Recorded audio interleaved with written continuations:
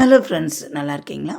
இப்போ வந்து நம்ம ஒரு பச்சை பட்டாணி நைட்டே ஊற வச்சது ஒரு கிரேவி ஆட்டம் வைக்க போகிறோம். இப்போ இதுக்கு தேவையானது வெங்காயம், தக்காளி, பச்சை மிளகா, சின்ன வெங்காயம் நறுக்கி வச்சுட்டு கடலெண்ணெயை ஊற்றி நம்ம சோம்பு போட்டு கடுகு போட்டு வெங்காயம், இஞ்சி பூண்டு பேஸ்ட்டு, பச்சை மிளகா அப்படியே ஒவ்வொன்றா போட்டு அப்படியே வதக்கிட்டு தக்காளியை லாஸ்ட்டாக போட்டு வதக்கிட்டு இதுக்கு வந்து நம்ம டேஸ்ட்டு கொடுக்கக்கூடாது லவங்கம், பட்டை, பூவு, கல்பாசி, ஏலக்காய் ஒன்று, கிராம்பு இது எல்லாம் போட்டு நம்ம தாளித்தது. அது தாளித்தது வந்து நான் வீடியோ எடுத்து அதை ஆன் பண்ணாமல் இருந்திருக்கேன். எப்பயும் போல் அப்படி தாளிச்சிக்கோங்க. இப்போ இதுக்கு ஒரு டிப்ஸ் வந்து கொடுக்குறேன். பச்சை பட்டாணி, அதாவது நைட்டே வந்து காஞ்ச பட்டாணியை ஊற வச்சா கலர் வந்து பச்சை கலரில் இருக்கும். அது மாறாமல் இருக்கிறதுக்கு தான் இந்த குழம்புலேயே நான் ஒரு டிப்ஸு சொல்கிறேன். ஒரே ஒரு விசில் போட்டு எடுத்துருங்கங்க. உருளைக்கிழங்கையும் வந்து அதே ஒரே விசில்லே போட்டு எடுத்துருங்க, குலையாது. இப்போ வந்து அந்த காஞ்ச பட்டாணி ஓவர் நைட்டு ஊற வச்சுருக்கோம்ல பாருங்கள், நிறமே மாறலை. ஒரே ஒரு விசில் நல்லா கொதிக்க விட்டு விசில் போடுங்க.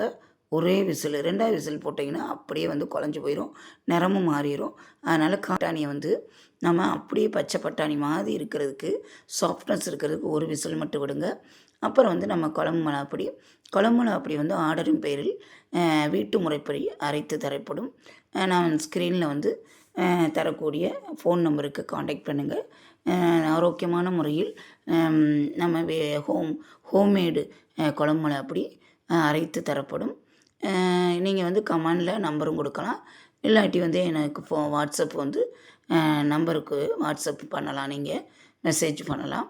இப்போ நம்ம உருளைக்கிழங்கு ஒரு 4 உருளைக்கிழங்கு அதிலே பாயில் பண்ணி அதில் போட்டுட்டு நம்ம குழம்பு மிளகாப்பொடி வந்து நல்லா அவ்வளோ டேஸ்ட்டாக இருக்கும், நல்ல ஒரு கலர் கொடுக்கும். அவ்வளோ பார்த்து பக்குவமாக அரைச்சது. நம்மளோட பழைய வீடியோவில் வந்து குழம்பு மிளகாப்பொடி எப்படி அரைப்பது அப்படின்னு போட்டிருக்கேன், அதையும் போய் பாருங்கள். ஸ்க்ரீனில் வந்து தெரியக்கூடிய நம்பருக்கு வந்து நீங்கள் வாட்ஸ்அப் மெசேஜ் பண்ணலாம். குழம்பு மிளகாப்பொடி அடைத்து தரப்படும். தனி மிளகாப்பொடி, அப்புறம் வந்து மிளகாய்த்தூள் எல்லாமே அரைச்சி தரப்படும்.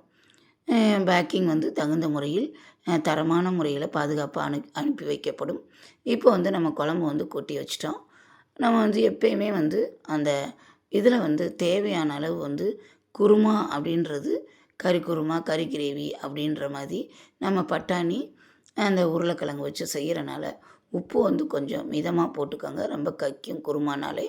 இப்போ வந்து நம்ம வீட்டில் அரைத்த மிளகாப்பொடியை போட்டுட்டு நல்லா கலக்கிட்டு தேவையான அளவு இப்போ ஒரு அரை மூடி தேங்காய் எடுத்து அதில் வந்து எப்பயுமே நான் சொல்லியிருக்கேன், டேஸ்ட்டு கொடுக்கக்கூடியது மீன் குழம்புக்கோ குருமாவுக்கோ ஒரு 6-7 வெங்காயத்தை, சின்ன வெங்காயத்தை போட்டு நல்லா கரகரன்னு நைஸாக அரைச்சிருங்க. சோம்பு, கசகசம் அதெல்லாம் நான் சேர்க்கவே மாட்டேன், ஏன்னா ஏற்கனவே நம்ம குழம்பு மிளகாப்பொடியில் எல்லாமே சேர்த்துருக்கோம். இப்போ தேவையான அளவு இது எப்பயுமே இந்த எல்லோ கலர் பட்டனில் போட்டுட்டு அப்புறமாட்டு அரைங்க. ஜார் வந்து சீக்கிரமே அடியாகாது, ரிப்பேர் ஆகாது. நைஸாக அரைச்சி இப்போ நம்ம என்ன பண்ணிட்டோம், அந்த தேங்காய் விழுதை வந்து ஊற்றிட்டோம். இதில் தேங்காய் விழுது டேஸ்ட்டு கொடுக்கக்கூடியது. நான் நிறையா பதிவில் மீன் குழம்புக்கு எல்லாத்துக்குமே வந்து இந்த தேங்காய் விழுதில் வந்து சின்ன வெங்காயத்தை சேருங்க, அவ்வளோ ஒரு டேஸ்ட்டு கொடுக்குங்க, அவ்வளோ மணக்கக்கூடியது. அதை விட என்னோடய குழம்பு மிளகாப்பொடி செய்முறை அவ்வளோ சூப்பராக இருக்குங்க. இந்த முறை வந்து ஒரு வீட்டு பக்கத்துலேயே வந்து ஒரு 10 பேர்த்துக்கு நான் சொல்லி கொடுத்துருக்கேன்.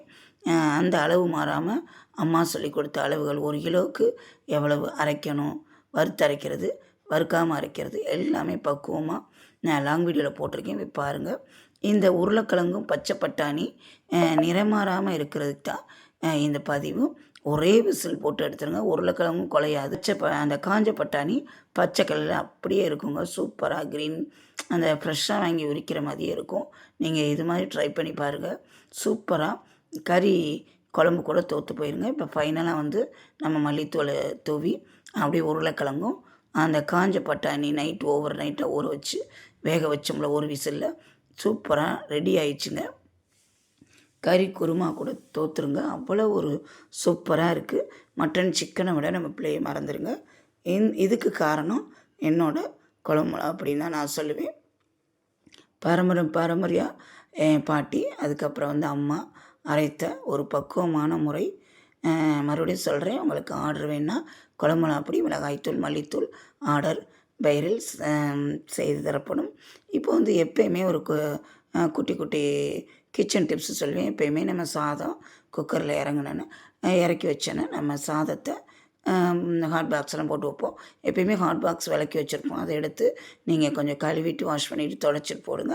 அதுக்கப்புறம் ஒரு டிப்ஸ் வந்து முட்டை வந்து எல்லாத்துக்கும் நிறைய பேத்துக்கு வேக போட்டோன்னா உடையுது, வேக போட்டோன்னா விரியுது அப்படின்றாங்க. நீங்கள் போட்ட உடனே உப்பு எடுத்து போட்டுருங்க. ஒரு கை உப்பு எடுத்து போட்டுட்டு கரெக்டாக 5 முட்டைக்கு வந்து ஒரு 2 ஸ்பூன் அளவுக்கு நீங்கள் உப்பு போட்டுட்டு நல்லா ஏற்றி வச்சுருங்க தீயை. கொதி வந்தோன்னே அப்படியே கொஞ்சம் மீடியம் தீயில் வச்சு 8 நிமிஷம் தாங்க.